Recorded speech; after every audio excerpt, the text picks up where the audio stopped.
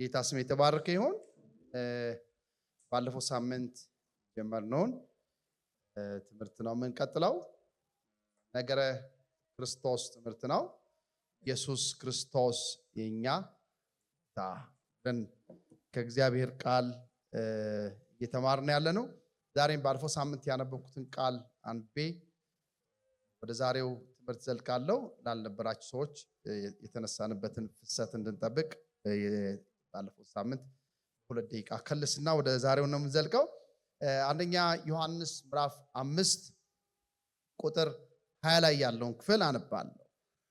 የእግዚአብሔርም ልጅ እንደመጣ እውነተኛም የሆነውን እናውቅ ዘንድ ልቦናን እንደሰጠን እናውቃለን። እውነተኛም በሆነው በእርሱ አለን፣ እርሱም ልጁ ኢየሱስ ክርስቶስ ነው።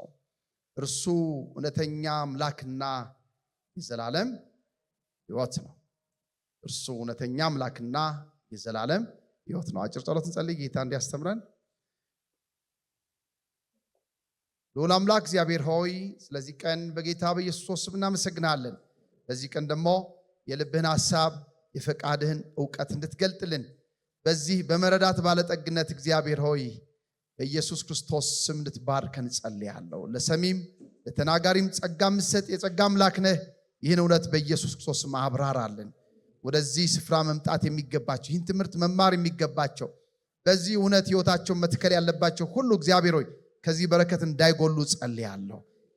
ቃላትን እግዚአብሔር ሆይ ከአእምሮ ላይ የሚለቅሙ ወፎች በጌታ በኢየሱስ ስም ስራቸው እየፈረሰ እንዲሆን ጸልያለሁ።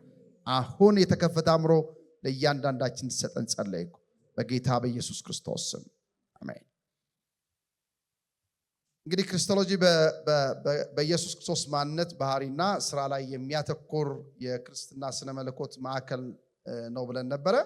በዋነኛነት እንግዲህ ክርስቶሎጂ ወይም ነገረ ክርስቶስን በሁለት የማይነጣጠሉ መሰረታዊ ጥያቄዎች ላይ ለመመለስ የሚጠር ነው። አንደኛው ኢየሱስ ክርስቶስ ማን ነው የሚለው ሲሆን፣ ሁለተኛው ደግሞ ለኛ ምን ጥቅም አለው ወይም ለሰው ልጆች ምን ፈጽሟል የሚለውን ሐሳብ ነው ብለን አስተነበረ። ኢየሱስ ማን ነው ለሚለው ጥያቄ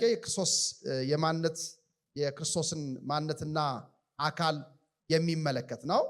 በተለይ ፕሪኤግዚስተንስ ኔቸሩ አምላክነቱን፣ ከዛ ተሰጎ ሰው መሆኑን፣ ስጋ መልበሱን፣ ከዛ ስጋ ለብሶ በዚህ ምድር ላይ የተመላለሰበት ስራውን በተለይ ያለ ኃጢአት መኖርና ከአብ ጋር ያለውን ግንኙነት የሚያመላክት ሐሳቦች እንዳሉበት አንስተን ነበረ።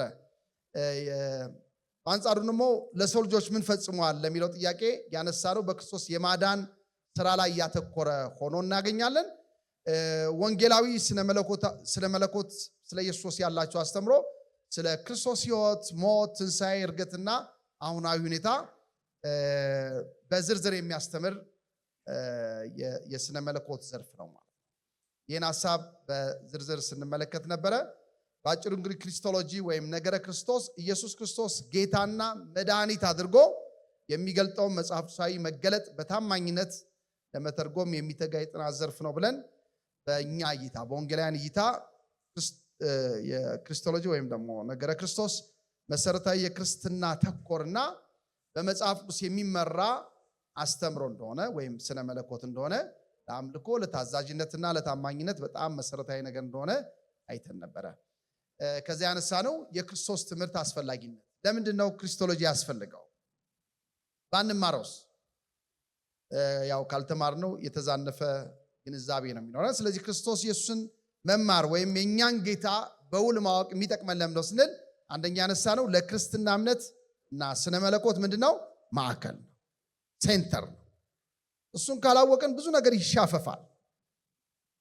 ይሄ ክሪስቶሎጂ ወይም ነገረ ክርስቶስ የመገለጥ ጫፍ ነው።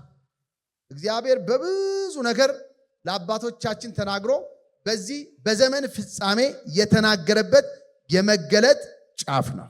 እግዚአብሔር የተባረከ ይሁን። ስለዚህ ይሄን አለማወቅ ማለት ከእግዚአብሔር መገለጥ መጉደል ማለት ነው። እግዚአብሔር ራሱን ለሰው ልጆች የገለጠበት የመጨረሻው ፍጹሙ መንገድ በልጁ በኢየሱስ ክርስቶስ ነው።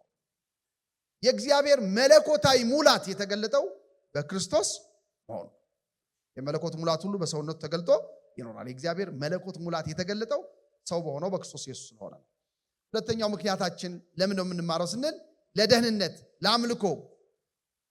ለአምልኮ፣ ለተልኮ ወይም ለሚሽናችን እና ለደቀ መዝሙር መሰረት ስለሆነ ነው። በአጠቃላይ የክርስትና ትምህርትና አስተምሮ የሚያጠነጥነው ከዚህ ከክርስቶስ ኢየሱስ ጋር ነው። ደህንነታችን ያለው ማን ላይ ነው? ክርስቶስ ላይ ነው። እውነተኛ አምልኮ ያለው ማን ላይ ነው? ክርስቶስ ላይ ነው። ተልኮ ያለን ሂዱ ብሎ ተልኮ የሰጠን ማን ነው? ክርስቶስ ነው።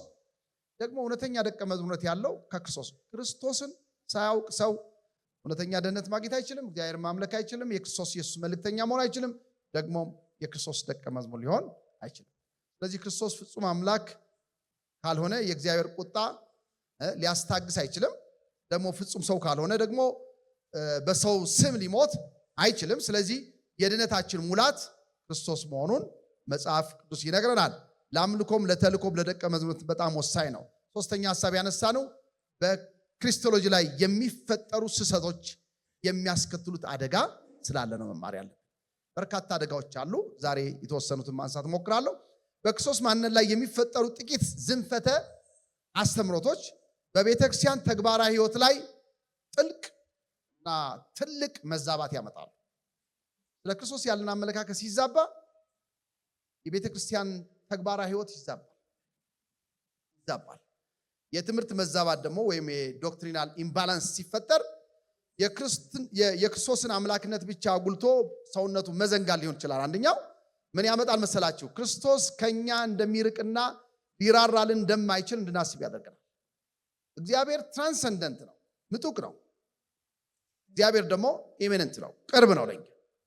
ስለዚህ እግዚአብሔር ሩቅ የሆነው ደርሰን ልንተነትነው፣ ልንበንትነው፣ ልናስተውለው፣ ልናገረው የማንችለው የአምላክ ልናውቀው በምንችለው አእምሮ ቀረበና ራሱን ገለጠልን። አሜን በሉ ባካ። በማን ነው የገለጠልን? በክርስቶስ ነው የተገለጠ። ክርስቶስን ካልተረዳነው ክርስቲያናዊ ሕይወታችን ባላንሱን ይስታል። ለዚህ ነው የክርስቶስ ከኛ እንደሚርቅ ሊራራልን እንደማይችል እንድናስብ ያደርገናል። ሊራራልን የሚችል ሊቀ ካህን አለን ያለው መጽሐፍ ለዚህ ነው። ለዚህ እኮ ነው አንዳንድ ጊዜ ስለ ክርስቶስ ያለን አመለካከት ሩቅ ነው አድርገን ስናስበው እኛ ልነካው ልንደርስበት ስለማንችል ሌላ አቋራጭ መካከለኛ ያስፈልገናል ብሎ ሰዎች አሁን ሌላ መካከለኛ ያስፈልገናል። ራሱ የኛ ጌታ ነው። ሃሌሉያ። በቃ ራሱ ቀረበን። መጽሐፍ እኮ የሚናገር ይሄ ነው። ቃል ነበር፣ ቃልም በእግዚአብሔር ዘንድ ነበረ፣ ቃልም እግዚአብሔር ነበረ፣ ሁሉ በእርሱ ሆነ፣ ከሆነው አንዳች እንኳ አልሆነም የሚልና ቃልም ሥጋ ሆነ፣ በእኛ መካከል እኛ ጋር ሆነ። ሰውነቱን ብቻ ደግሞ አግልቶ አምላኩነቱን መዘንጋት ሌላ ጠማማ ትምህርት ደግሞ ያመጣል። ክርስቶስን እንደ አንድ ጥሩ ሞራላዊ መምህር አድርገው የሚያስቡ ሰዎች አሉ። ያ ደግሞ የማዳን ኃይሉን ይክዳል። ስለዚህ የሞራል ሰው እኔ ሊያድነኝ አይችልም። የሞተልኝ ፍጹም ሰው ፍጹም አምላክ ነው። አሜን ነው። ስለዚህ ይህን ሐሳብ ነው ዛሬ በስፋት የምንሄድበት። ታውቃላችሁ፣ አስተምሮ መቃወስ የትምህርት መዘባብ ብቻ አይደለም፣ ተግባራዊ መቃወስም ያመጣል። በተግባራችን እርሱን የሚመስል ሕይወት እንዳይኖረን ሊገፋን ይችላል። ስለ ክርስቶስ ያለን ግንዛቤ ሲዛባ ጸሎታችን፣ መንፈሳዊ ተጋድሏችንና ከእግዚአብሔር ጋር ያለን ግንኙነት ይበላሻል። ለዚህ ነው ነገረ ክርስቶስ የቤተ ክርስቲያን መቋቋሚያና መውደቂዋ ነጥብ ነው። ከያዘችው ትቆማለች። ነገረ ክርስቶስን የጣለች ቀን ትወድቃለች። ለዚህ ነው ቤተ ክርስቲያን በተደጋጋሚ የኛ ጌታ የሆነውን አዳኛችንን ከእግዚአብሔር ጋር ያስታረቀንን ቤዛችንን ኢየሱስ ክርስቶስን ደጋግማ ማስተማር ያለባት። አሜን ትላላችሁ? የሆነ ደህንነት ጊዜ ብቻ የምናነሳት ይሽዋርለች።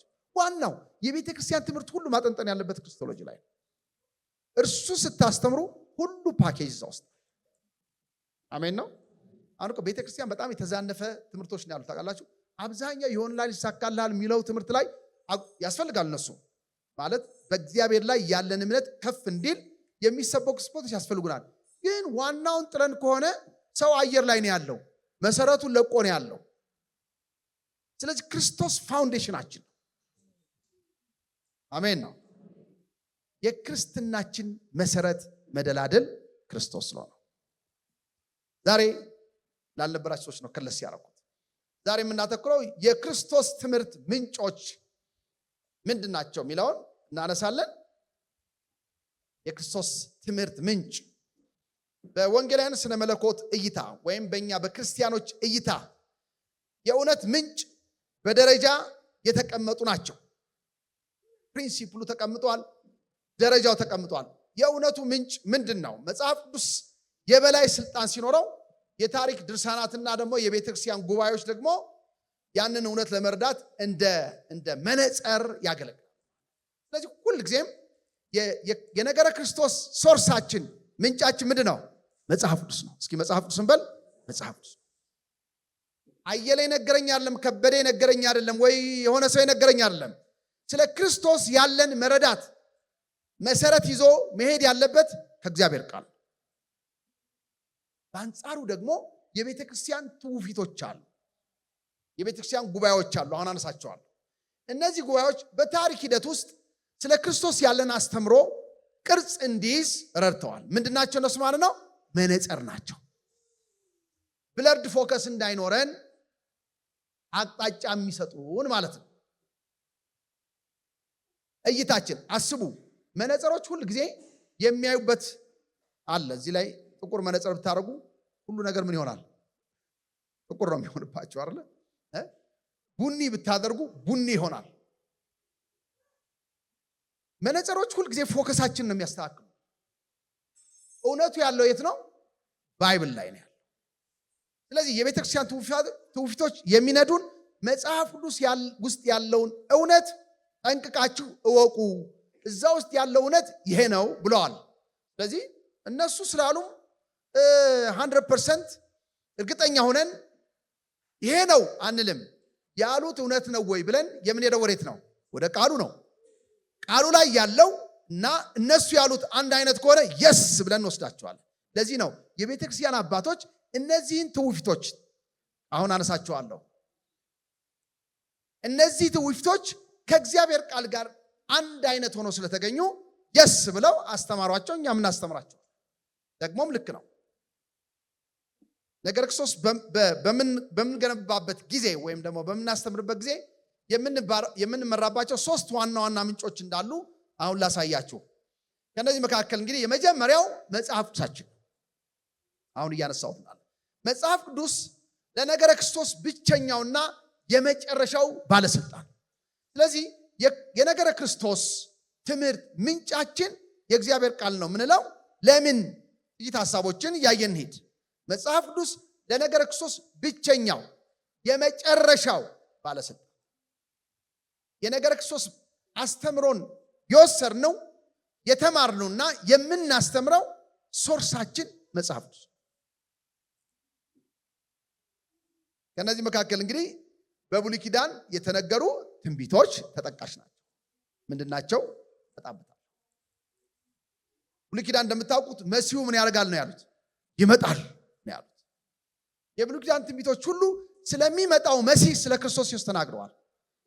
ስለ ማንነቱና ስለ ስራው አስቀድመው የተነገሩ ትንቢቶች አሉ። ለምሳሌ ኢሳይያስ 7:14 ብትመለከቱ እነሆ ድንግል ትጸንሳለች፣ ወንድ ልጅ ትወልዳለች፣ ስሙን አማኑኤል ይሉታል ተብሎ የተነገረው ቃል ታገኛላችሁ። ምዕራፍ 9 ላይ ሲሻገሩ ደግሞ ይህ የሚመጣው መሲህ የዘላለም አምላክ፣ ሃሌሉያ፣ የዘላለም አባት፣ የምድር ዳርቻ ፈጣሪ የሆነ ከአብ ጋር የተካከለ ማንነት ያለው ዘላለማዊ አምላክ መሆኑ ተዘግቧል። ስለዚህ ሶርሳችን መጽሐፍ ቅዱስ ነው ማለት ነው። ብሉይ ኪዳን ይመጣል ነው ያሉት። አዲስ ኪዳን ደግሞ መጥቷል አይደለ? ከዘላለም የነበረው ስጋ ለብሶ በእኛ መካከል ምን አድርጓል? አድሯል። ወንጌላት ስለ ክርስቶስ ምድራዊ ሕይወትና ትምህርት ሲመሰክሩ፣ መልእክታት ደግሞ የእርሱን አምላክነት የማዳን ስራ በስፋት በመተንተን አስረድተውናል። ስለዚህ ብሉይ ኪዳንም አዲስ ኪዳንም ይህን መረጃ ሰጥተውናል። ለዚህ ነው ወደ ኋላ አነሳለሁ እያንዳንዱ ብሉይ ኪዳንና አዲስ ኪዳን ላይ የተነሱ ትምህርቶች። ለዚህ ነው ወንጌላውያን አቋም ያዝ መጽሐፍ ቅዱስ መሰረት ስላለን ነው። ሶላ ስክሪፕቱራ የሚለው የላቲን ቃል የሚያሳየን መጽሐፍ ቅዱስ ብቻ። መጽሐፍ ቅዱስ ብቻ በሉ። የኔና የናንተ የእምነታችን መሰረት መጽሐፍ ቅዱስ ነው። ስለ ክርስቶስ ታነሱ ማንም የነገራችሁ ሳይሆን መጽሐፍ ቅዱስ የነገራችሁ እውነት ነው። መጽሐፍ ቅዱስ ብቻ የሚለው መርህ ማንኛውም ስለ ክርስቶስ የሚሰጥ ትምህርት በመጽሐፍ ቅዱስ ሚዛን ተመዝኖ ካልተገኘ ተቀባይነት የለውም ማለት ነው። አባቶች ይተቀሙት ይሄን ነው፣ ሶላ ስክሪፕቱራ መጽሐፍ ቅዱስ ብቻ። ስለዚህ ስለ ክርስቶስ የተነሱ በርካታ ፍልስፍናዎች ነበሩ፣ ውስጥ ማንሳት የማይገባኝ ማለት ነው። ስለ መለኮት ትምህርት ሲመጡ ተምራቸዋል። ስለዚህ በጣም ውስብስብ የሆኑ ለአእምሮ የሚከብዱ ትንታኔዎችና እሳቤዎች መጥተዋል። በጣም የሚገርም ነው ብላችሁ የሰማችሁትን ይዛችሁት ወደ መጽሐፍ ቅዱስ ስትሄዱ ባዶ ነው። ስለዚህ ትለቁታላችሁ፣ ፈጠፈጣል ማለት ነው።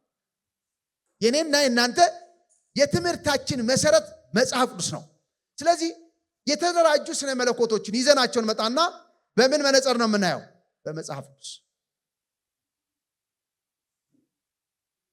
ከመጽሐፍ ቅዱስ ቀጥሎ ግን ቅድም እንዳልኳችሁ ትውፊቱ የቤተክርስቲያን ትውፊትና ዓለም አቀፋዊ የሃይማኖት መግለጫዎች ለክርስቶሎጂ ወይም ለነገረ ክርስቶስ መሰረቱ ነው እናገኛቸው። ቤተክርስቲያን በመጀመሪያዎቹ 100 ክፍለ ዘመን እነዚህ ባይ ዘ ወይ ትውፊት የሚባለው አሁን አልቀጠለም። መጽሐፍ ቅዱስ አሁን እንዳለው ካኖናይዝድ ሆኖ ወይም ደግሞ ተጠርዞ ወደ ቅዱሳን እጅ ከመግባቱ በፊት ከ397 ዓመተ ምህረት በፊት ነው እነዚህ ትውፊቶች የሰሩት። ከዛ በፊት የነበረው መጽሐፍ ቅዱስ የተበታተነ ነው።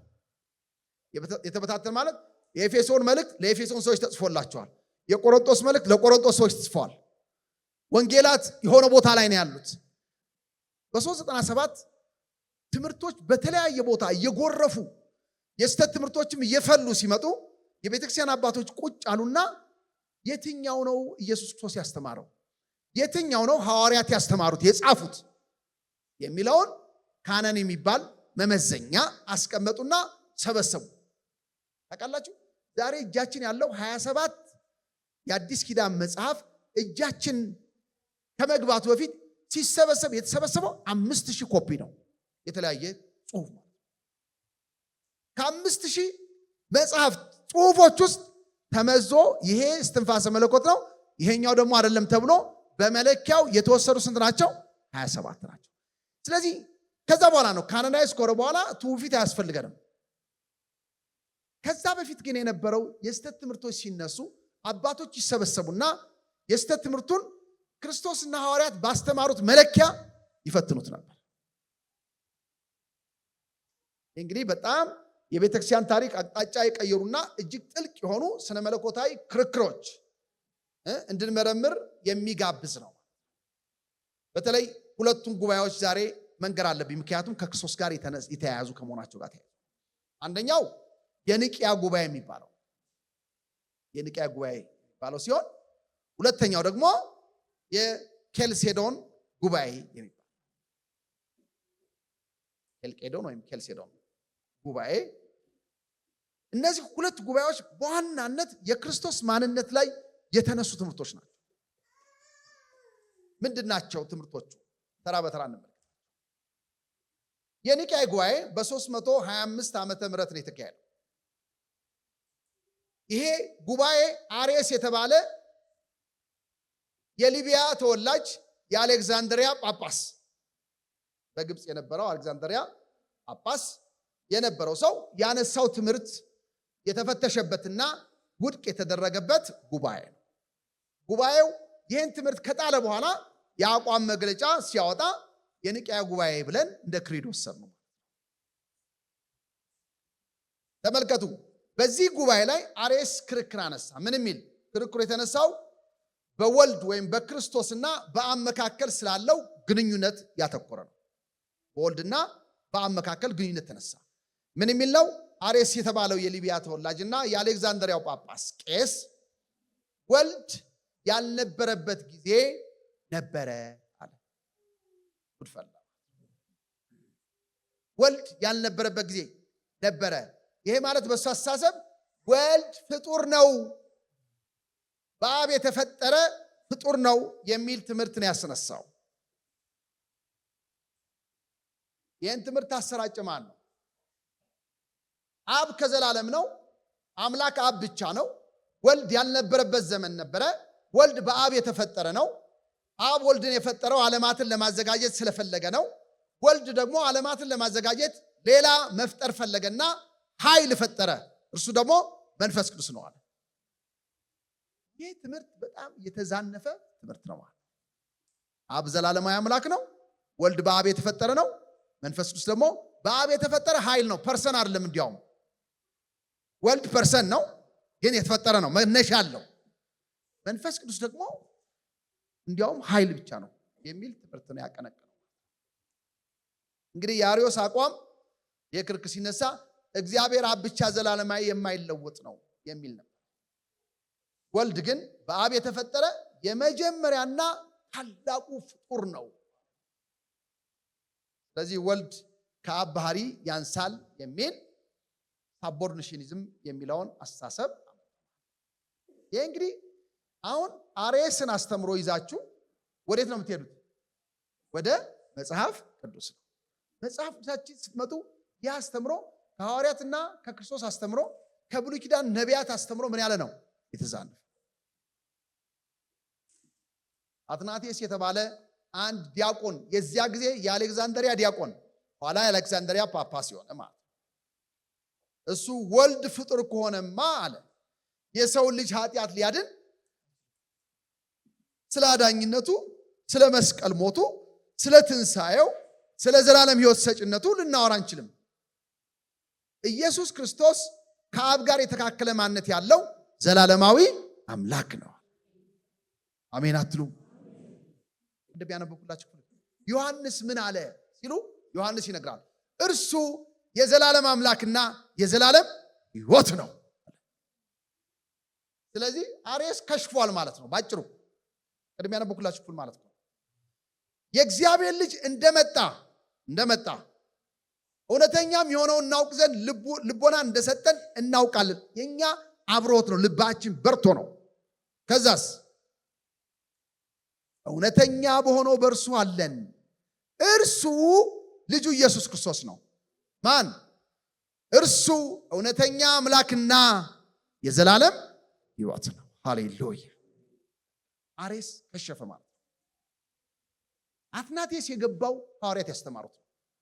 አትናቴስ የገባው ኢየሱስ ክርስቶስ ስለራሱ የተናገረው አስተምሮ ነው። ወደኋላ መጣበታለሁ ባይብል ላይ ስንገባ ገብቶታል። አርዮስ ደግሞ የሆነች ጥቅስ ብቻ ወስዶ ነው ያወራው። ያ ጥቅስ ደግሞ በአግባብ አልተፈታም። ያስተምሮ ዛሬም ቤተክርስቲያን እያመሳት ይገኛል።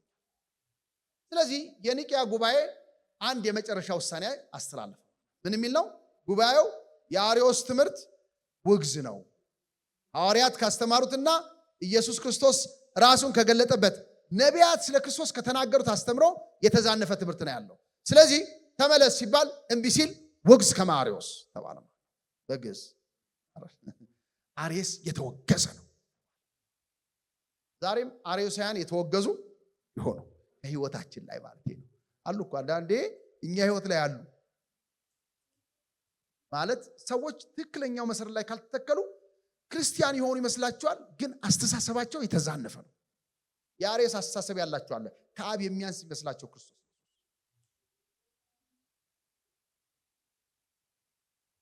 ሆሞኡሲዮስ የሚለው የላቲን ቃል የሚያሳየው he is equivalent to God the Father and God the Holy Spirit። ከአብና ከመንፈስ ቅዱስ ጋር የተካከለ ማንነት ያለው አምላክ ነው። አሜን። እስኪ አብረን በለው። ኢየሱስ ክርስቶስ ከአብና ከመንፈስ ቅዱስ ጋር የተካከለ ማንነት አለው። አሜን። ማንነቱ ከአብ ጋር የተካከለ ነው። ማንነቱ ከመንፈስ ቅዱስ ጋር የተካከለ ነው። ታውቃላችሁ፣ አያንስም ማለት ነው። ሆሞኡሲዮስ የሚለው የላቲን ቃል የሚያሳየን ይሄን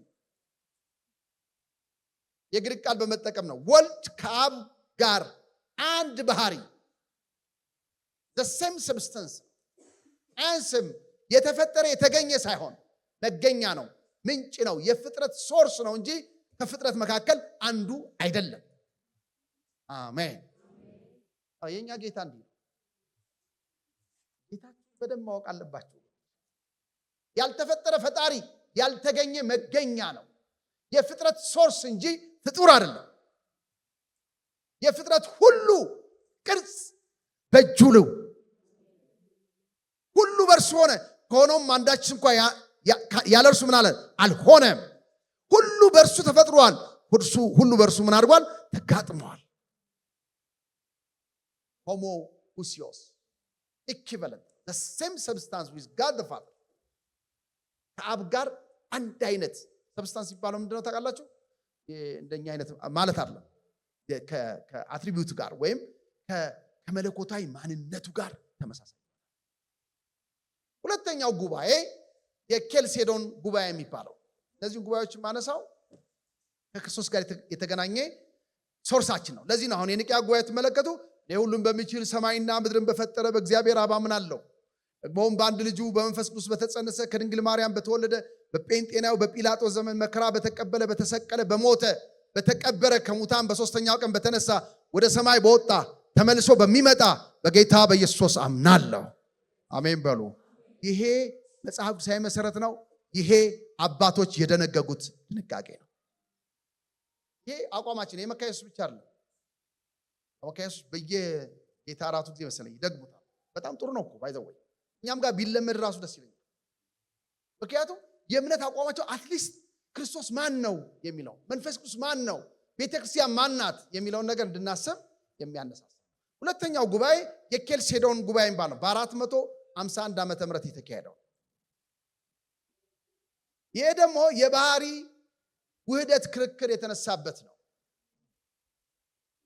የክርስቶስ ማንነት ላይ ስንመጣ የሚቀጥለው ሳምንት ከደረስንበት በደንብ ሃይፖቴሲስ ምን ማለት ነው የሚለውን በስፋት የምናነሳ ይሆናል ግን በዚህ ጉባኤ ላይ በኬልሴዶን ጉባኤ የባህሪ ውህደት ክርክር የተካሄደበት ነው ከኒቂያ በኋላ ትኩረቱ ወልድ አምላክ ነው ወይ ከሚለው ወደ መለኮቱና ሰውነቱ እንዴት ተዋሃዱ የሚል ጥያቄ ታረጋው ናሬስ ያነሳው ምንድነው ወልድ አምላክ አይደለም ፍጡር ነው ሲል አይ አምላክ ነው ፍጡር ነው አምላክ ነው ፍጡር ነው አምላክ ነው ቢለው ላይ መጽሐፍ ሳይ መሰረት ይዞ አረፈ ማለት ነው አሁን ደግሞ ቀጠለና ኦኬ አምላክ ነው እሺ ከዛ ሰው ሆነ እና ሁለቱ ባህሪያት እንዴት ሆኑ እንዴት ኖሩ የሚል ክርክር ተነሳ የባህሪ ውህድ ክርክር በኒቂያ የተነሳው ጥያቄ በተለየ መልኩ ተነሳ እነዚህ ሁለት ዋና ስህተቶች ተነስተዋል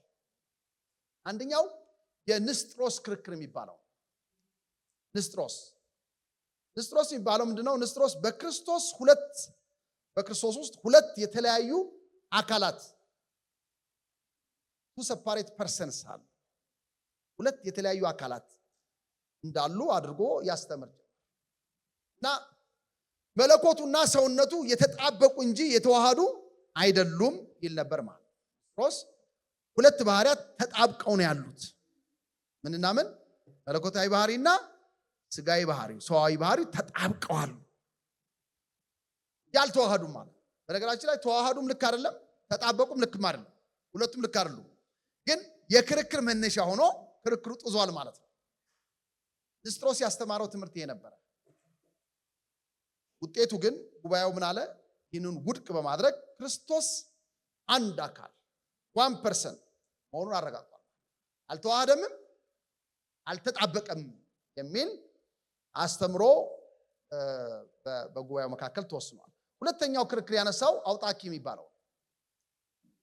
ይባላል ይሄ ሞኖፎሳይት የሚባል ክርክር የተነሳበት ነው ማለት ሞኖቶላይት እና ሞኖፎሳይት የሚባል ሁለት አይነት ክርክሮች አሉ እዛው አልግባ ግን ሞኖፎሳይት የሚባለው የአውጣኪ ክርክር ደግሞ የንስጥሮስን አስተማሪ ለመቃወም ብሎ ያነሳው አስተሳሰብ አሁን የኦርቶዶክስ ቤተክርስቲያን ምንድነው ችግሩ አውጣኪ እንዲህ አለ የክርስቶስ ሰውነት በአምላክነቱ ምን አድርጓል አድርጎ ዋጠ የሚል ትምህርት። ይሄን ለማስረዳት ይላሉ አንድ ማንኪያ ጠብታ ማር ወስዳችሁ ውቅያኖስ ላይ እስኪ ድፉት። ያቺ ማር በውሃው ተበጥብጣ አድራሿ እንደሚጠፋ ሁሉ የክርስቶስ ሰውነት በመለኮትነቱ ምን አድርጓል? ተውጧል ይላል። ይሄ ደግሞ ቅድም ያልነው ያስተምሮ መዛነፍ ክርስትናችን ያዛንፋል ያልኳችሁ ነው። የክርስቶስ ሰውነት እኮ ቤዚክ ነው ለክርስትና እምነታችን። ቀጥለን እንመጣበታል። የክርስቶስ ኢየሱስ በሰው ማንነት መገለጡ የሚምርና የታመነ ሊቀ ካህናችን እንዲሆን አስችሎታል። ከእግዚአብሔር ጋር መታረቅ የቻልነው ክርስቶስ ሰው በመሆኑ። ክርስቶስ ሰው ካልሆነ እምነታችን ከንቱ ነው የሚለው። ለዚህ እኮ ነው እንዲያውም የእግዚአብሔር ልጅ በስጋ እንደመጣ የማይታመን ሁሉ ካጋንንት ነው ብሎ ዮሐንስ የፈረጀው። ስለዚህ የክርስትናችን እምብርት ነው እና አውጣኪ መለኮትነቱን ከፍ ለማድረግ ብሎ ሰውነቱን ዜሮ አመጣው። ልክ አንድ ጠብታ ማር በውቅያኖስ ውስጥ እንደሚጠፋ የክርስቶስ ሰውነትም በመለኮትነቱ ምን አድርጓል? ጠፍቷል። ስለዚህ ክርስቶስ አንድ ባህሪ ያው መለኮታዊ ባህሪ ብቻ ነው ያለው ቢል ትምህርት ነበር። ጉባኤው ይሄንም አውግዟል። ክርስቶስ ፍጹም ሰውና ፍጹም አምላክ ሆኖ በሁለት ባህሪያት በአንድ ማንነት ፐርሰናሊቲ ከዘላለም እስከ ዘላለም ምን ያደርጋል?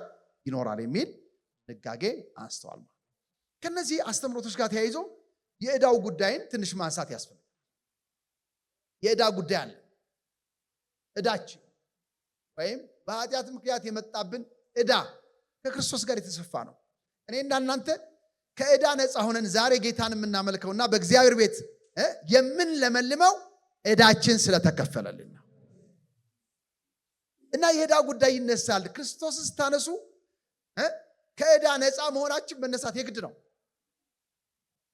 በዚህ ጉባኤ ውስጥ ስለ ባህሪ መከራከር ያስፈለገበት ትልቁ ምክንያት ነው ታላችሁ የሰው ልጅ ዕዳ ነው።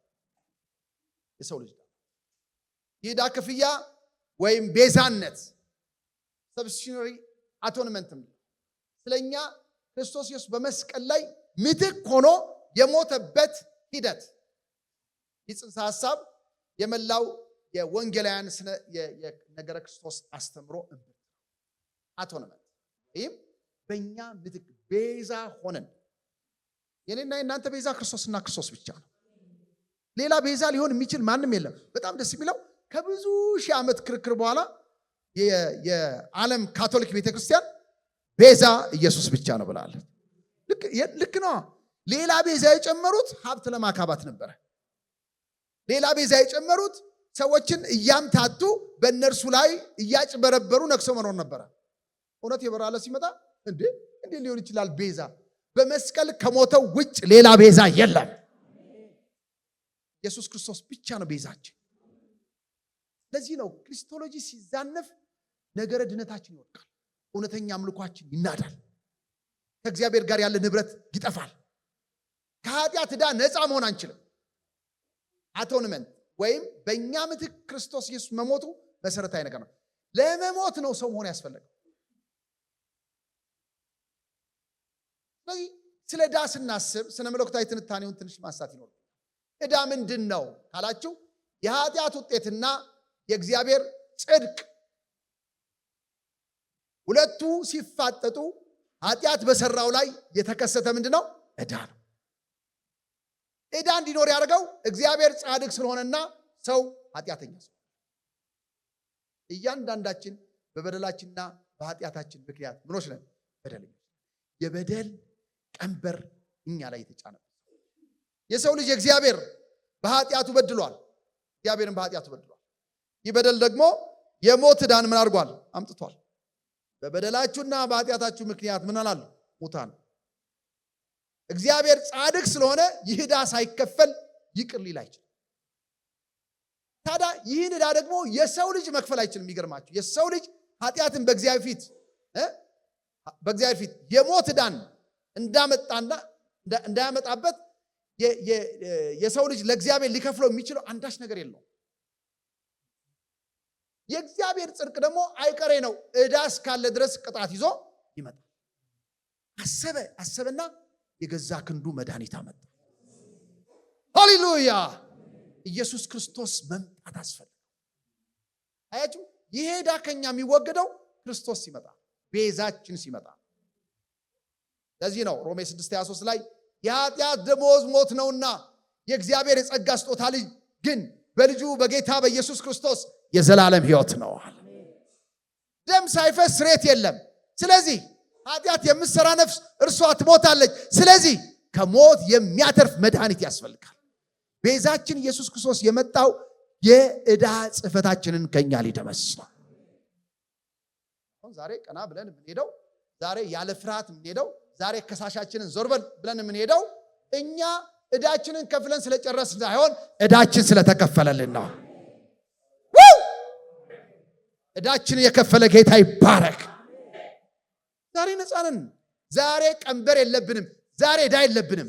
ዕዳችን ተከፍሏል። ክርስቶስ በከፈለው ዕዳ ውስጥ ነው የምኖረው። ያለዚያ ክርስቶስን ካገለላችሁ ዛሬም በኃጢአት ቀበርሱ። ሰው ለመክፈል አልቻለም ካላችሁ የሰው ልጅ ውስንና የኃጢአት ጥልቀት የተጫነው ነው። በራሱ ከኃጢአት ነፃ መውጣት አይችልም። ሌላውንም ነፃ ማውጣት አይችልም በምንም መልኩ። ዕዳው የተደረገው በዘላለማዊ አምላክ ስለሆነ፣ ምክንያቱም ኃጢአት ስትሰሩ ጻድቅ የሆነው አምላክ ዕዳ አለብህ፣ በኃጢአት ትሞታለህ። ኃጢአት የምትሰራ ነፍስ ትሞታለች አለ። ሰው እያንዳንዱ ሞት ተሸክሞ መሄድ ነው ከዕዳው የተነሳ። ነገር ግን ከዚህ ዕዳ ነፃ መውጣት የሚችለው ሰው በራሱ አይደለም። ለዚህ ነው እኮ ዕዳው ዘላለማዊ ፍርድን ያመጣብን ኢንፋይናይት ይሆን። ለዚህ ነው እኮ የዘላለም ሞት የተባለው እኮ ለዚህ ነው። የኃጢአት ዕዳ ሰውን ዘላለማዊ ሞት ውስጥ እንዲገባ ነው የሚያደርገው። ጻድቅ አባት እግዚአብሔር ኃጢአት ያለበትን ሰው አይቶ ከመጣት አይመለስም። ከኃጢአት ማምለጥ የሚቻልበት አንድ በርና አንድ መንገድ አለ። ሃሌሉያ! ኢየሱስ እርሱ ካለ እናመልጣለን። በእርሱ ውስጥ የገቡ ሰዎች ሁሉ የማምለጫ በር አለ። ለዚህ ነው መጽሐፍ ሲናገር ወንድም ወንድሙን አያድንም፣ ሰውም አያድንም፣ ቤዛውን ለእግዚአብሔር አይሰጥም፣ የነፍሳቸው ቤዛ ውድ ነውና ለዘላለምም ቀርቶልናል ብሎ መዝሙር 49:7-8 ወንድም ወንድሙን አያድንም። እናት ልጇን አታድንም፣ ልጅም እናቱን አያድንም። ኃጢአት የምትሰራ ነፍስ እሷ ፈጽማ ምን ታደርጋለች? ሞታለች። ሁሉ ነው ኃጢአት የሰራው፣ ሁሉ ነው ደኛ፣ ሁሉ ነው የእግዚአብሔር ክብር የጎደለው። ታዲያ የእግዚአብሔር ክብር የጎደለው ዕዳ የተጫነው ሰው እንዴት ማምለጥ ይችላል? በክርስቶስ ኢየሱስ በሆነው ቤዛነት እንዲያው without nothing ምንም ሳታዋጡ የእግዚአብሔርን ጽድቅ መካፈል ይቻላል። እንዲያው በጸጋው ምን ያደርጋሉ አለ? ጸድቃሉ። ጸጋው ማለት እኮ ይኸው ምህረት ለማይገባው በእግዚአብሔር ቸርነት የተደረገ ምህረት ያገኘ ሰው ማለት ነው። ጸጋው በነፃ ነው የሚሰጥ።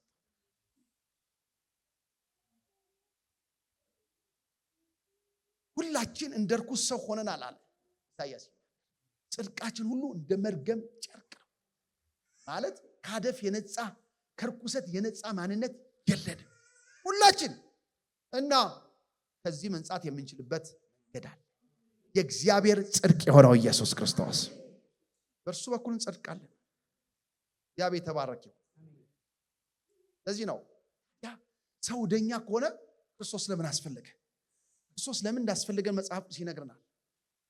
የአምላክ ሰው መሆን አስፈላጊነት ንስጥሮስም አውጣኪም ካሉት በተለየ ኢየሱስ ክርስቶስ ሰው መሆን እንደሚያስፈልገው መጽሐፍ ቅዱስ በዝርዝር አስቀምጧል። ሰው መሆን ነበረበት። ክርስቶስ ሰው ካልሆነ ምትክና ውክልና ያለው ቤዛነት መስጠት፣ ዕዳው የሰው ስለሆነ መክፈል ያለበት ማን ነው? ሰው። ስለዚህ እግዚአብሔር ከሰው ላይ የሰውን ዕዳ ለመክፈፍ የገዛ ክንዱ መድኃኒት ሲያመጣለት የሆነ ይሄን ነው። መጀመሪያ ቃል ነበር፣ ቃል በእግዚአብሔር ዘንድ ነበር፣ ቃል እግዚአብሔር ነበረ፣ ሁሉ በእርሱ ሆነ፣ ከሆነም አንዳች እንኳ አልሆነም ይልና ቃልም ሥጋ ሆነ፣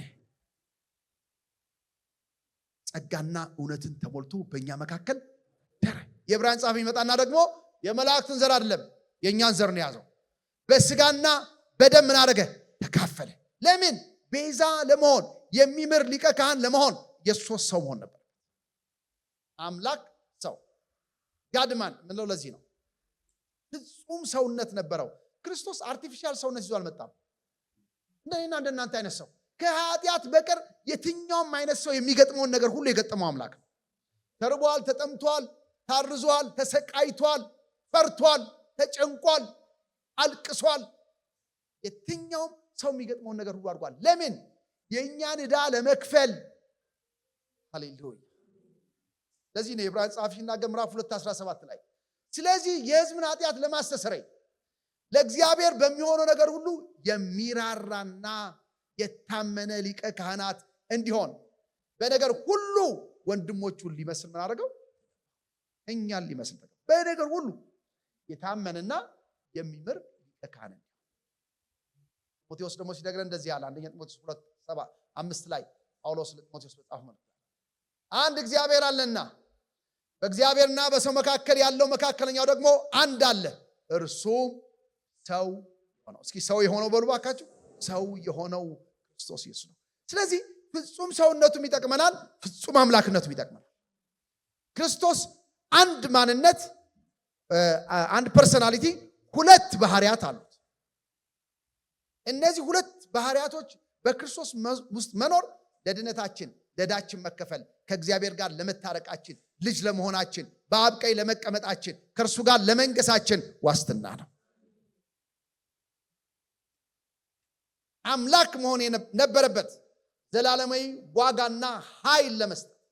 ታውቃላችሁ፣ ሰው ብቻ ሳይሆን ፍጹም አምላክም። ለዚህ ነው ቆላስይስ ሲናገር የመለኮቱ ሙላት በሰውነቱ ተገልጦ የሞተላችሁ ሰው ብቻ አይደለም። ከክርስቶሎጂ ትምህርት አንደኛው ይሄ ነው። የሞተላቸው ሰው እና ይመጡና እንዴት እና መስቀል ላይ ሲደርሱ ይነጥሉታል መለኮት። አይ የሞተን ፍጹም ሰው ፍጹም አምላክ የሆነ ጌታ ልነጥለው አንችልም። የሰው ማንነት ሰው ሊያድነው አይችልም። ያዳነን ፍጹም ሰው ፍጹም አምላክ የሆነው አምላክ የሚከፈለው መስዋዕትነት ዘላለማዊ ዋጋ እንዲኖረው የሚያስችለው አካል ዘላለማዊ አምላክ መሆናል። ቅጣቱ ዘላለማዊ ነው። የኃጢአት ዕዳ የዘላለም ሞት ነው። የዘላለም ሞት መክፈፍ የሚችል ዘላለማዊ የሆነ ያስፈልጋል። ስለዚህ ቤዛነትን ለመስጠት በእኛ ምትክ ሆኖ የሚምር የታመነ ሊቀ ካህን ለመሆን ኢየሱስ ክርስቶስ ፍጹም ሰው ፍጹም አምላክ ሆኖ በእኛ መካከል አድሯል። ፍጹም አምላክ የክፍያው ዋጋ ዘላለማዊ እንዲሆን የመስዋዕቱ አቅራቢ አምላክ መሆን እንዳለበት መጽሐፍ ቅዱስ ያብራራል።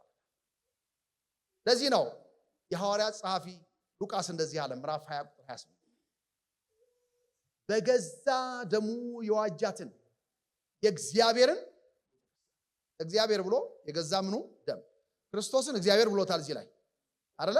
ከዛስ የፈሰሰው ደም የማደም ነው? የእግዚአብሔር ደም ነው።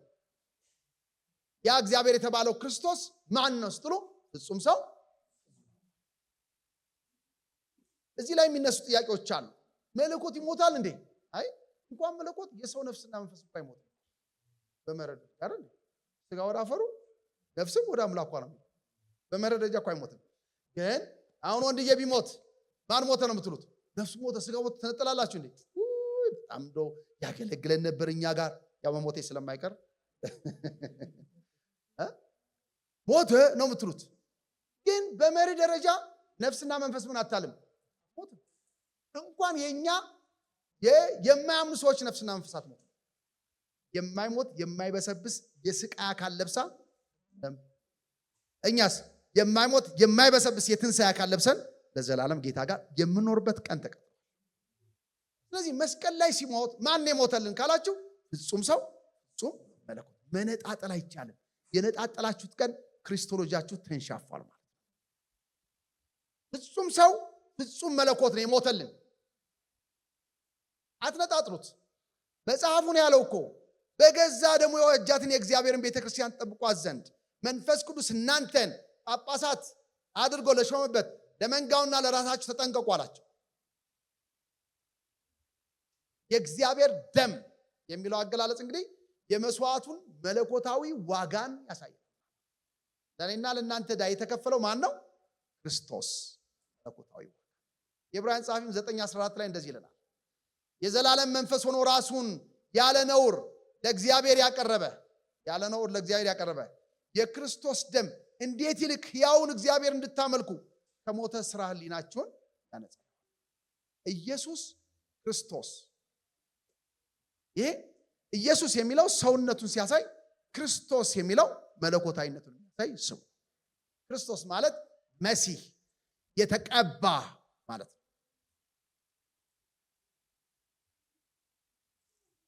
ስለዚህ በሁለተኛ ቆሮንቶስ ምዕራፍ 5:21 ላይ ያለውን በጠቅላይ ሐሳቤን ላንሳና አንድ ነገር አነሳለሁ።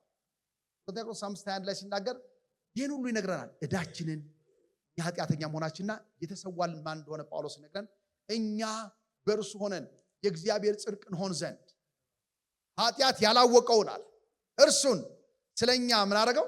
ኃጢአት አደረገው። የእኛ ዕዳ የተሻረው የተወገደው ከቀንበር ነፃ የሆነው ስለኛ ኃጢአት ያላወቀው ኢየሱስ በመሰዋቱ። እግዚአብሔር የተባረከ ይሁን። ዕዳውን መክፈል የሚችለው አምላክ ሰው ነው። ጋድማን ሰው ፍጹም አምላክ። ማንም ሰው የእናንተን ኃጢአት ለማሰረይ የሚችል አቅም የለው። በጣም ብዙ ተረተረቶች እንዳሉ ታውቃላችሁ። እዛ ውስጥ መግባት አያስፈልግም።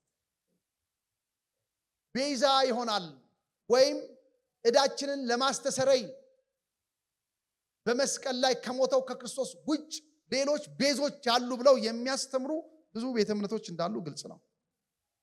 ግን ኃጢአትን ለማስተሰረይ ሰው አምላክ ይሆናል። ሰው አምላክ የሆነው አምላክነቱ ለዕዳ ክፍያው ኃይልና ዋጋ ነው። ሰውነቱ ደግሞ ለዕዳ ክፍያው ብቃትና። ስለዚህ ለመከፈል ምን ሆነ? በቃ። ከዛስ ማንን ወክሎ ተሰዋ? እኛን። በውስጥ ያለው የመለኮት ሙላስ ይሄን ዕዳ ለመክፈል ኃይልና ዋጋ ሆነ። ስለዚህ we are free። ያ ነፃዎች ነው። በታሪክም ሆነ ዘመናት ባሉ የመለኮት ነጸብራቆች ኢየሱስ ክርስቶስ የቅዱሳን ቤዛና ቃል ያቤ ተባረከ። ስለዚህ ለክርስቶሎጂ ያለን ምልከታ በደንብ ፍሬም እንዲይዝ በመጀመሪያው ክፍል ያነሳሁት ሳምንትም ዛሬም ያነሳሁት መሰረታዊ እውነቶች ናቸው። እነዚህ እውነቶች በአእምሯችን ይዘን አሁን ወደ ጥልቁ የአዲስ ኪዳን አስተምሮ እየዘለቅን እንሄዳለን። ስለዚህ ትንሽ ሐሳብ ላንሳና ሳምንት ክፍል 2 ላይ ወይም ትምህርት 2 ላይ የምንቀጥለው የክርስቶስ ትምህርት መጽሐፍ ቅዱሳዊ መሰረቶችን ቢብሊካል ፋውንዴሽን ኦፍ ባሉት ክሪስቶሎጂ መሰረቱ የእግዚአብሔር ቃል ነው ብለናል አለ። በዚህ ክፍል የክርስቶስ ማንነትና ስራ በአዲስ ኪዳን በድንገት የተከሰተ ሳይሆን በብሉይ ኪዳን ለዘመናት ሲታቀድና ሲተነበይ የነበረ ኋላም ደግሞ በአዲስ ኪዳን ግልጽ ሆኖ የመጣ የሆነ ድንገታዊ ክስተት እንዳይመስላችሁ። ትንቢቱ የጀመረው ዘፍጥረት ምዕራፍ 3 ቁጥር 15 ነው አይደል? ከሴት የሚወለደው እርሱ ከሴት የሚወለደው እርሱ የእባቡን ራስ ምን ያደርገዋል? ቀጠቅጦ። እሱ ደግሞ ሾሆናውን የተባለው ስጋዊ ሞቱን የሚያሳይ ትንቢቱ የጀመረው እዛ ጋር ነው። ግን ያው ሬቨሌሽን ፕሮግሬሲቭ ነው። ይሄ መገለጡ እያደገ ነው። ለክርስቶስ ትምህርት መጽሐፍ ቅዱሳዊ መሰረቶች ምንድነው ስንል የመጀመሪያው የምናነሳው የብሉይ ኪዳን ስነ መለኮት ወይም ስለ ክርስቶስ የተነገረ ስነ መለኮት ትምህርቱ በአጠቃላይ መሲሁን ይመጣል የሚልና መሲሁን መጠባበቅ ላይ ያተኮረ ትምህርት ነው። በአጠቃላይ ሁሉም ትምህርቶች መሲሁ ይመጣል። ብሉይ ኪዳን ስለ ክርስቶስ በቀጥታ ባይናገርም መላው ይዘቱ ግን ወደ ክርስቶስ የሚያመለክት የመሲሁን መጠባበቅ ሜሲያኒክ ፕሮፌሲ የሚባሉትን ትንቢቶች በብዛት እግዚአብሔር የተናገረባቸው ነቢያቶች በመንፈስ ተሞልተው በአጠቃላይ ከሚመጣው ከክርስቶስ ጋር የተያያዘ ጭብጦችን አስተምረዋል። ለምሳሌ ትንቢቶችን እንመልከት። የመሲሐዊ ትንቢቶች የሚባሉት እግዚአብሔር ስለ መሲሁ መምጣት ስለ ማንነቱ በታሪክ ሂደት ውስጥ ደረጃ በደረጃ ወይም ፕሮግሬሲቭ ሬቨሌሽን በምንለው እያደገ የመጣ ትንቢቶችን እናገኛለን። ጥቂት ትንቢቶችን ልንገራችሁ በዚህ መሲሐዊ ትንቢቶች ውስጥ። አንደኛው የመጀመሪያው ተስፋ ዘፍጥረት ምዕራፍ 3 ቁጥር 15 ይህ ተስፋ ነው። ፕሮቶ ኢቫንጀሊየም ለዓለም በመባል የሚታወቀው ይህ ጥቅስ ምንድነው? የሴቲቱ ዘር የሰይጣንን ራስ ምን እንደሚያደርግ እንደሚቀጠቅጥ በመናገር የመጀመሪያውን የወንጌል ብስራት ያበሰረ በሴቲቱና በእባቡ ዘር መካከል ምን ይሆናል? ጠላትነት ይሆናል። እሱ ራሱን ይቀጠቅጣል። ይሄኛው ሾናውን ነው ራሱን። በቃ ክርስቶስ ኢየሱስ እኮ መስቀል ላይ ሲሞት ቁልፉን ቀማው፣ የሰይጣንን ቁልፍ ቀማው። በሞት ላይ ስልጣን ያለውን በሞቱ እንዲሽር በስጋና በደም ምን አደረገ ይላል? ተካፈለ። ስለዚህ ያኔ የተነገረው ትንቢት በአዲስ ኪዳን ምን አድርጓል ማለት ነው? ፍጻሜ አግኝቷል። ሁለተኛው ትንቢት ብሉይ ኪዳን ላይ የምታገኙት ድንግላዊ መገኘት ነው። ኢሳይያስ 7:14 ቅድም ጠቀስ አድርገው ድንግላዊ መገኘት ነው። መሲሁ ከድንግል እንደሚወለድና ስሙ አማኑኤል እንደሚባል ኢሳይያስ ተነበየ። ያው ኢሳይያስ እንደምታውቁት የብሉይ ኪዳን ነቢይ የአዲስ ኪዳን መልእክተኛ ነው ይላሉ። በብሉይ ኪዳን ሆኖ የአዲስ ኪዳንን ኮንሰፕት ወይም ሐሳብ የተነበየ ነቢይ ነው። ድንግል ትጸንሳለች፣ ወንድ ልጅ ትወልዳለች፣ ስሙን አማኑኤል ይሉታል። ትርጓሜው ምንድን ይላል? እግዚአብሔር ይገኛል። ዮሐንስ ወንጌል ምዕራፍ 1 ቁጥር 14 ላይ ሄዶ ግጥም አይደል? በመጀመሪያ ቃል ነበር ይላል፣ ቃልም ሥጋ ሆነ፣ ጸጋና እውነት ተሞልቶ በእኛ አደረ። አማኑኤል ሆነ ማለት ነው። እግዚአብሔር የተባረከ ይሁን፣ ከኛ ጋር ሆነ። ስለዚህ ብሉይ ኪዳን ነቢያቶች ይተነብዩ ነበር ማለት ነው። ሶስተኛው ትንቢት እዛው ኢሳይያስ ምዕራፍ 9 ላይ የምታገኙት ነው። መለኮታዊ ማንነት የሚመጣው መሲህ ከድንግል የሚወለድ አንድ ሰው ሳይሆን ያ ከድንግል የሚወለደው መሲህ የዘላለም አምላክ ነው ይላል። እግዚአብሔር የተባረከ ይሁን። የሚወለደው ሕፃን አንደኛ ምንድነው ይለዋል? ድንቅ መካር ነው አለ። በምክር የሚደርስበት የሌለ ነው እኮ በምክሩ ግሩም የሆነ አምላክ አይደለም? በመንፈሱ መክሮ ከእግዚአብሔር ጋር አስታረቀን። ድንቅ መካር። ከዛስ ተራ ሰው እንዳይመስላችሁ ከነቢያት አንዱ አይደለም። ይሄ የሚመጣው ነቢይ ኃያል አምላክ ነው አለ። እስኪ ኃያል አምላክ በሉ ባካችሁ። ሃሌሉያ! ኃያል አምላክ ነው፣ ከአብ ጋር የተካከለ። ለዚህ ነው ሆሞውሲዮን ብለን ያነሳ ነው። ከአብ ጋር የተካከለ ማንነት ያለው አምላክ ነው። ይቀጥልና የዘላለም አባት ነው አለ። እግዚአብሔር የተባረከ ይሁን። ነቢዩ እንዴት እንደበራለት ይገርመኛል። ብሉይ ኪዳን ሆኖ ስለሚመጣው መሲህ ሲናገር ይህ የሚገለጠው ዕዳችንን የሚገፈው በመስቀል የሚሞተው ከኛ ጋር እግዚአብሔር እንዳለ የሚያሳውቀው የእግዚአብሔር መገኘትን የሚያሳየው ክርስቶስ የዘላለም አባት ነው አለ። አልፋና ኦሜጋ ነው፣ መነሻ የለውም። የአርየስን ትምህርት የሚያረክስ የእግዚአብሔር መገለጥ። ከዛስ የሰላም አለቃ ነው። ሰላም የምትባለው በሰው ሕይወት ውስጥ የምትነክሰው ሰላም የሚባለው በምድር ላይ የሚመጣው እሱ ሲኖር ብቻ። ሰላም በአርያም አይደለ? ለእግዚአብሔር በጎ ያሉት እነዚያ መላእክቶች እኮ የተገለጠው መሲህ ሰላም ይዞ ስለሚመጣ ሰላም ለእናንተ ይሁን ብሎ ሰላም ያወጀልን ክርስቶስ ነው። ሕይወታችን መሲሁ ፍጹም አምላክ መሆኑን የሚያሳይ ነው። ሌላው ትንቢት ሚልክያስ ምዕራፍ 5 ቁጥር 2 ላይ ምታ የትውልድ ስፍራው ተተንብየዋል ይላችኋል። መሲሁ በቤተልሔም እንደሚወለድና አወጣጡም ከጥንት ከዘላለም እንደሆነ በመግለጽ ቅድመ ልደት ህልውናውን አብራርቶልናል። ፕሬኤግዚስተንስ ኔቸሩ የተነበየው መጀመሪያ ዮሐንስ በምዕራፍ 1 ላይ ቁጥር 1 እና እስከ 3 ባለው ከመናገሩ በፊት የብሉይ ኪዳን ነቢያቶች ምን አድርገዋል? ተንብየዋል። ምን ብለው? የትውልድ ስፍራውን ነገሩ ይላቸዋል። ማቴዎስ 2 ላይ ወዴት ነው አይሁድ ሲባል አንቺ ቤተልሔም የይሁዳ ከተሞች መካከል ከቶ አታንሺ መስፍን ካንቺ ተብሎ ተነግሯል። ስለዚህ እዛ ነው ብለው ግድ የሌላቸው እነዛ ካህናቶች ተናግረዋል። ግን ነብዩ ስለሚመጣው መሲህ አስረግጦ የተናገረበት ነው። እነዚህ ትንቢታዊ መልእክቶች የሚያረጋግጡልን ኢየሱስ ክርስቶስ ከዘላለም የነበረ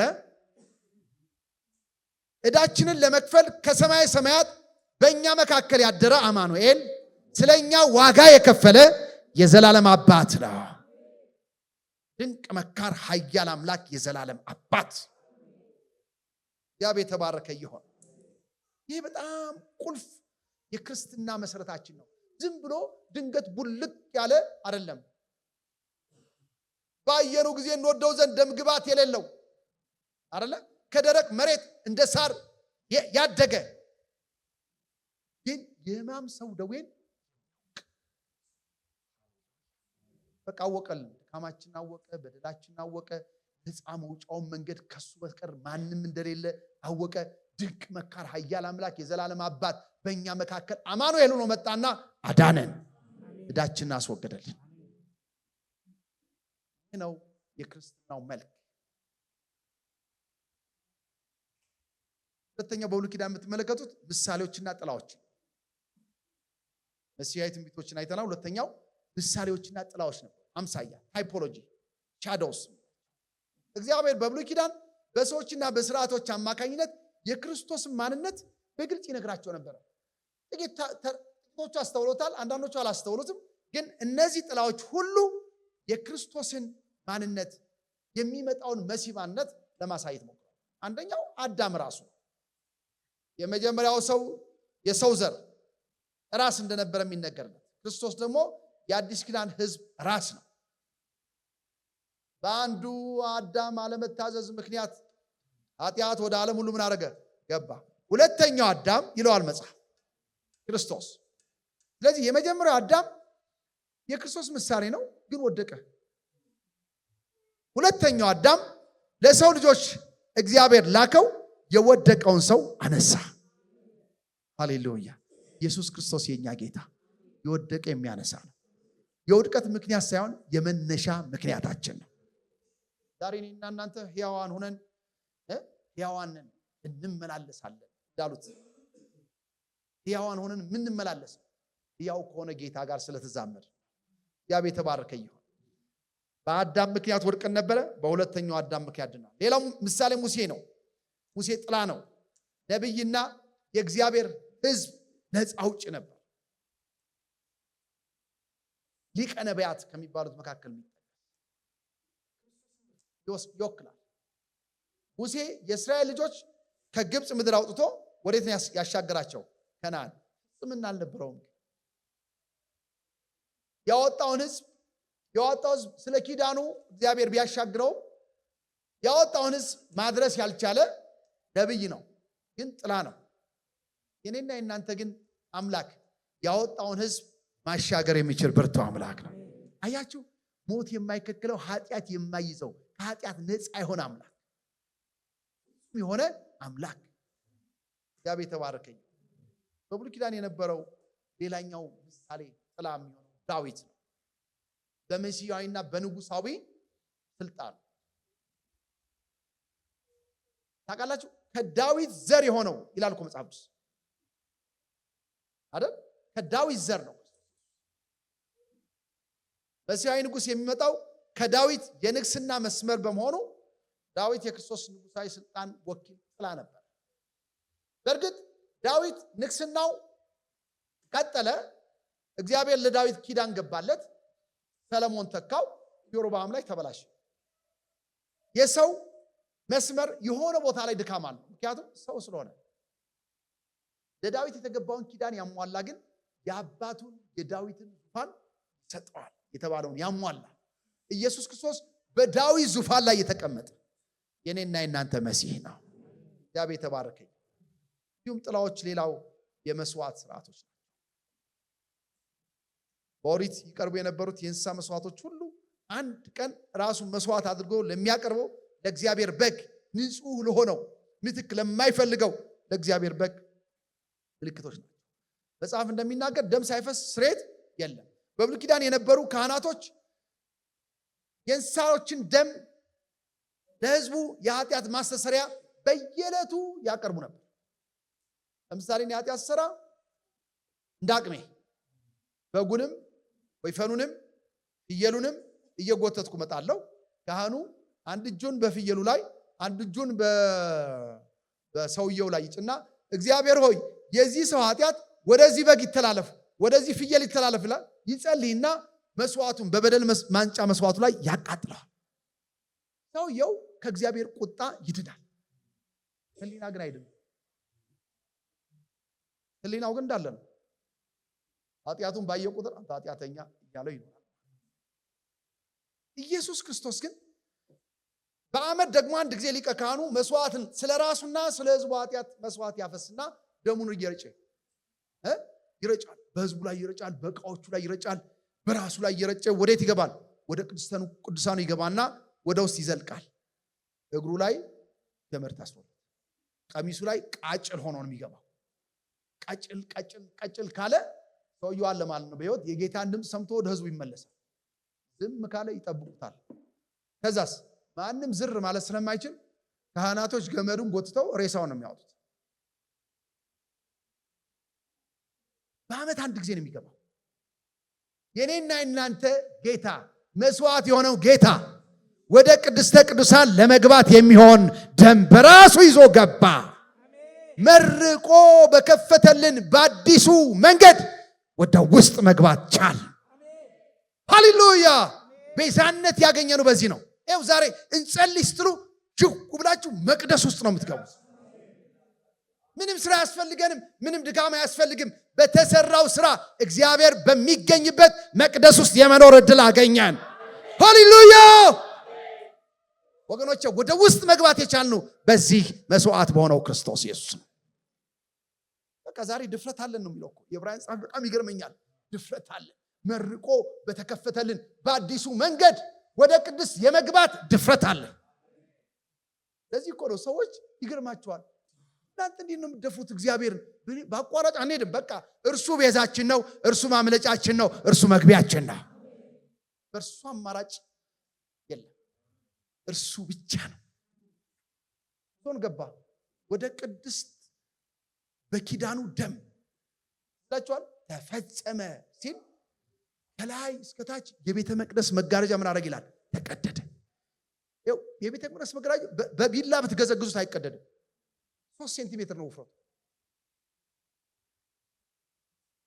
ይሁን ሲል ግን መቅደሱን ከፍቶ አስገባን። በራስ ስጡም ለዚህ ጌታ ሃሌሉያ!